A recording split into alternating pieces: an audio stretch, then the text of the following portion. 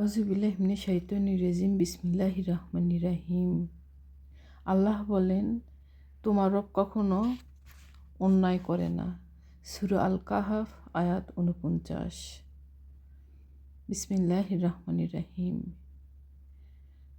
নিশ্চয় কষ্টের সঙ্গে স্বস্তি রয়েছে।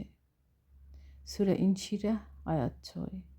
আসসালামু আলাইকুম ওয়া রাহমাতুল্লাহি ওয়া বারাকাতুহু। আমার মুসলমান ভাই বোনেরা, এতক্ষণ আমি পবিত্র আল কুরআনের সূরা কাহাফ এবং সূরা ইনশিরার বাংলা দুই আয়াতের বাংলা অর্থ আপনাদের সামনে উপস্থাপন করেছি। এই দুই আয়াত হতে আপনারা কি শিখলেন মুসলমান ভাই বোনেরা? যে আল্লাহ সুবহানাহু ওয়া তাআলা কখনো কারো উপর কোনো বিষয়ে অন্যায় করে না।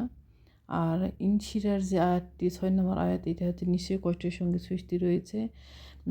কষ্টের সঙ্গে মুসলমান ভাই বোনেরা, কষ্টের পরেও না আগেও না, সঙ্গেই।